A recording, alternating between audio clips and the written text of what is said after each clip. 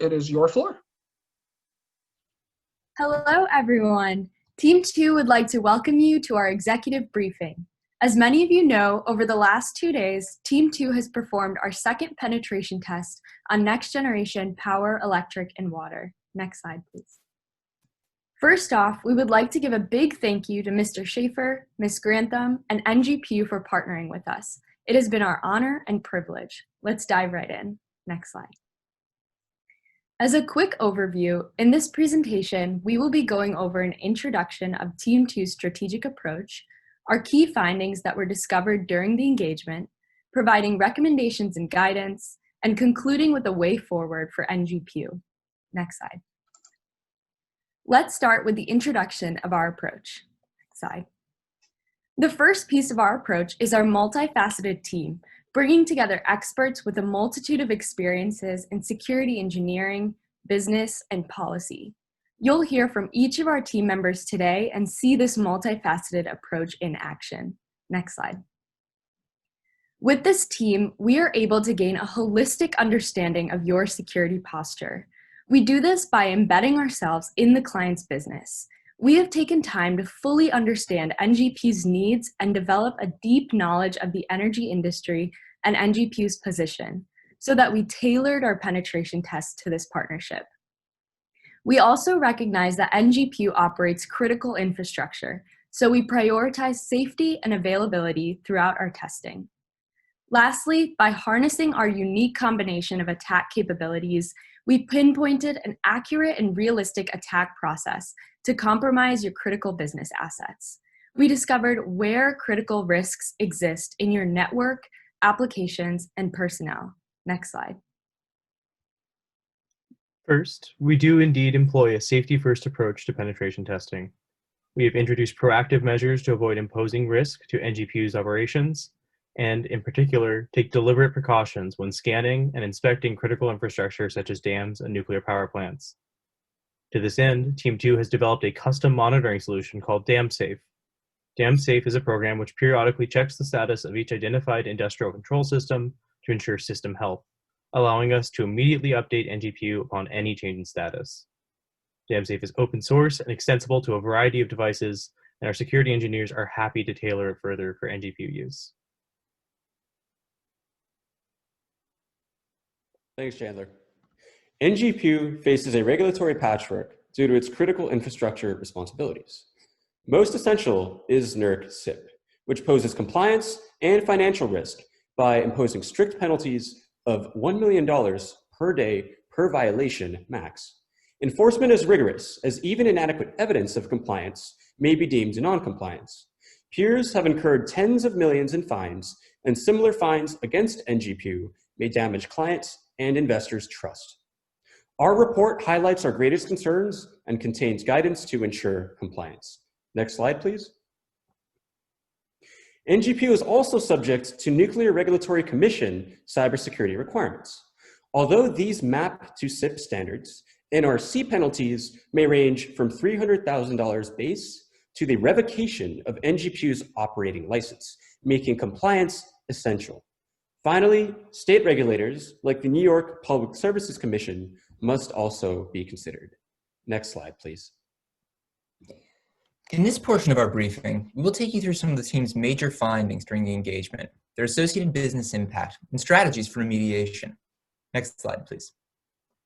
This graph illustrates the breakdown of our different findings, sorted by comprehensive risk index, a metric our team uses to capture not only the intrinsic severity of a vulnerability, but the ease of exploitation, the exposure of the vulnerability, and the potential business impact as well.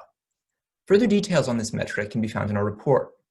As you can see, while NGPEW has made great strides in improving their security posture, our team still identified several vulnerabilities that could be exploited to cause great reputational and operational damage to NGPEW. Next slide, please. Many of these findings pertain to weak credential hygiene within the organization. This is manifest in the use of easy-to-guess passwords that are repeated across multiple high-privilege accounts on your networks. For example, we found weak and repeated credentials not only on internal remote access servers and databases, but also on externally exposed Windows workstations. Perhaps the most problematic instance of weak credential hygiene was our finding of the use of a weak password by a domain administrator account. This has potentially devastating consequences for NGPEW. A malicious actor leveraging a domain administrator account would have access to databases containing critical data, a breach of which would be in violation of NERC-CIP regulations. This could result in an existential threat to the company. However, weak credential hygiene is easily mitigated. Taking steps to enforce stricter password policies and facilitate the use of strong passwords through software solutions, as well as implementing multi-factor authentication, result in a dramatically reduced attack surface. Details and price estimates on some of these solutions will be discussed at the end of this presentation. Next slide. And next slide. One more slide, please. One more slide. For a second area of improvement, I'd like to talk about defense in-depth measures. Over the course of our engagement, we observed several areas where systems relied on a single defense, such as network segmentation, to prevent access. This had the result of allowing compromise once those defenses were bypassed. We observed lack of defense in-depth measures across the organization, including remote access servers, invoicing servers, and industrial control systems. Compromise of these defense in-depth measures allowed us to access sensitive protected critical infrastructure information, or PCII, including DAM levels and customer invoice data, which may include PCI regulated data. In order to fix this, we recommend following a zero trust model where authentication is required even on internal networks. We saw NGPEW greatly improve its network segmentation between engagements. This can be further strengthened by firewalling sensitive systems from each other. Next slide, please. For a few examples, our first finding is an unauthenticated remote access server which allowed viewing DAM levels. Although the server is now read-only, it still exposes sensitive information that may fall under PCII regulations. Next slide, please. The second finding is an exposed debug port on the invoicing server. This allowed our team to gain remote code execution on the server, compromising potentially sensitive customer information. Thus, we recommend taking defense in-depth measures to mitigate these risks on your network. Next slide, please. Now let's go through some key recommendations to efficiently mitigate the highest risk vulnerabilities we've identified. Next slide. Number 1, implement a password policy compliant with NERC-CIP cybersecurity regulations. This should not only be communicated to employees, but also enforced automatically by computer systems whenever practical to ensure compliance. A password policy is both an easy way to significantly reduce cybersecurity risk and a regulatory requirement that is currently absent.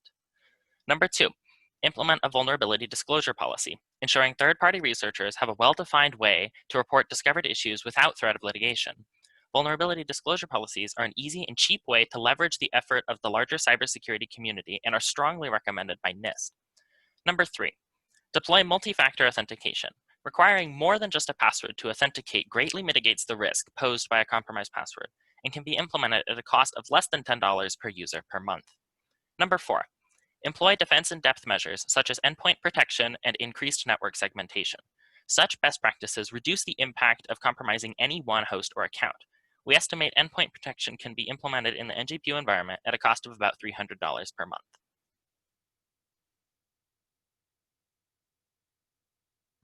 Thank you, Glenn. To conclude, NGPEW does face cybersecurity and compliance challenges.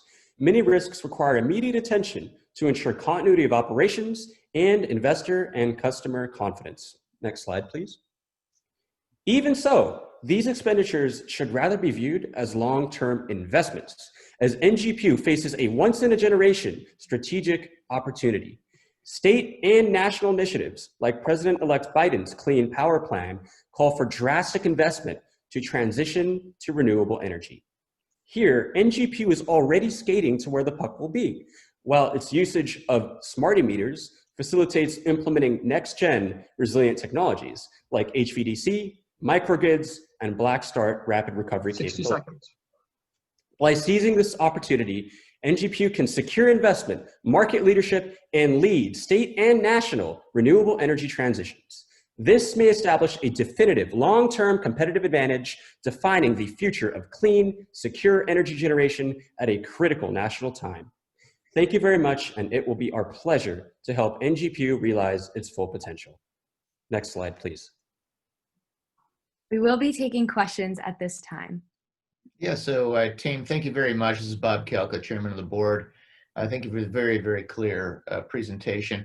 What I find myself wondering is, what is your view on our relative security posture relative to our peers in the industry? And if we were to make the recommendations, at least the first phase of recommendations that you've recommended, where would that take us?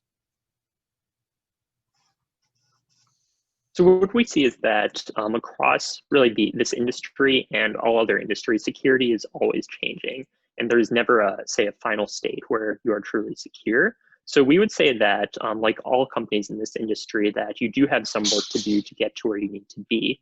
But the fact that you are taking these measures, such as engaging us and working proactively to improve your security, you will be able to reach a place where you are appropriately taking these security measures and you can have confidence that your systems will be safer. So we think that by continuing these efforts, you really can be effective and can, as Piers mentioned, use security as a competitive advantage to your company. Thank you, Team 2. Thank you.